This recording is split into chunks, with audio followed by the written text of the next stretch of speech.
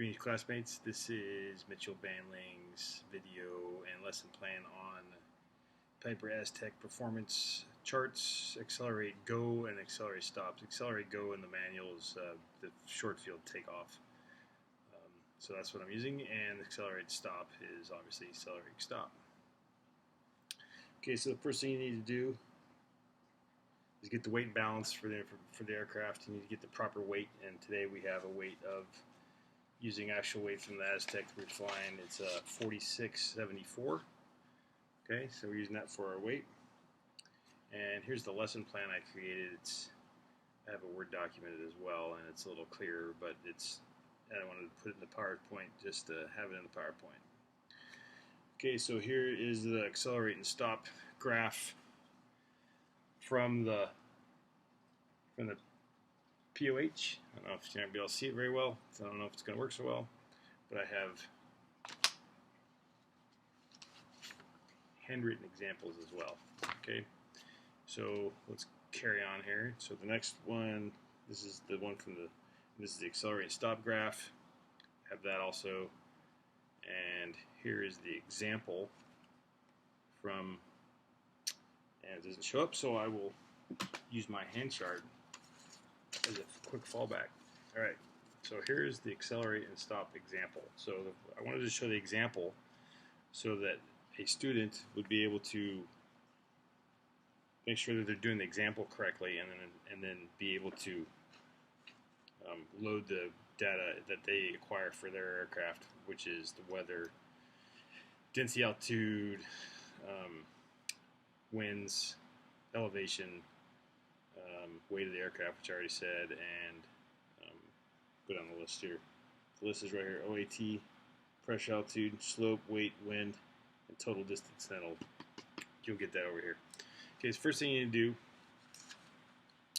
is plot your temperature, starting at the bottom, drawing it with a straight line. I used a ruler, worked out well. You draw this line straight up to and bisect the line where your elevation, your altitude is, your density, altitude. So this one uses 4,000 feet, and from there you draw a line straight across to the weight line, and then you bisect the weight line, and you follow the slope down the contour on the graph down to your weight, and then from the weight you draw a line straight over to the slope, and then if you have a negative slope or positive slope, you follow that accordingly, and this one just goes up to 1% slope up, so you go up just a speck. And then you go over to the wind. Here is, close to my eyes, 15 knots. So you go over 15 knots, and that slopes you down because that gets you in the air faster because you have giving you more relative wind. And then you draw the number, this line straight across to the end, and it gives you the total of 1760 for the accelerate and go. Okay, so using today's data and my weights, I drew the line straight up from my temperature, which was 23 this morning at noon when I did it, and it's like 150 feet altitude, and draw straight across and go to our weight and follow the contour down to bisect our weight, and then straight across to the contour to the slope. There's no slope at our airport. It's perfectly flat, and go down to the 13 knots of wind and you follow that down, and then go straight across, and I got our takeoff, short field takeoff at 12:50 today, this morning. Okay, and so for the accelerate and stop, same thing. You take the information you've got given. Put your temperature in first. Bisect your weight, your pressure, altitude line.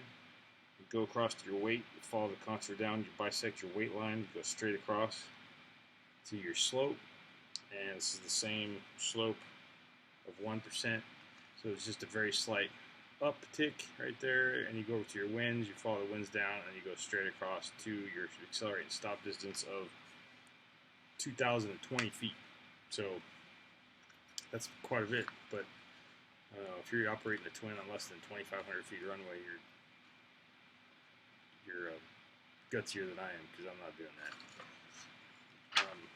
Okay, and then here is today's data. We take the OAT, we draw a line straight up to. So the first thing I like to do is put all my data information. I gather the information and I mark it on the graph with a straight line, straight up, higher than I know the graph is going to be. So I just draw. You can see the pin lines going up, so I know I'm not going to miss them. So I take my temperature, bisect the altitude, we go straight across to the weight, contour, follow the contour of the weight down, go straight across to the slope, no slope, go and then get to the headwind line or the tailwind, to get to the wind line, go up or down, whether we go down because we have a headwind, and go down to 13 knots and then straight over. And our accelerate stop distance today is 1,450 feet. Okay, so you can scroll past these because we just did these, and the conclusion I came up with is it's critical to have accurate weight and balance, because if you don't know how much your aircraft weighs, then you can't accurately calculate your accelerate go and accelerate stop distances. It's very important to calculate these distances to prevent an incident in the event of an engine failure. If your engine quits while you're on the roll, you need to know that you're going to be able to stop, because if you get to rotation speed 64 knots in the Aztec and your engine fails right then and you chop the power and max braking, you won't be able to stop it faster than today of 1,450 feet. I think you could probably do it on most runways, and if you're a 2,500 foot runway, which is probably the shortest runway I would operate this multi-engine aircraft out of, and even that's short, you would be able to stop. And then being prudent when operating a twin aircraft will help keep you alive, because there's a whole lot going on when you're single engine, and knowing your numbers and knowing the book certainly will help you keep you alive. All right, thanks for watching.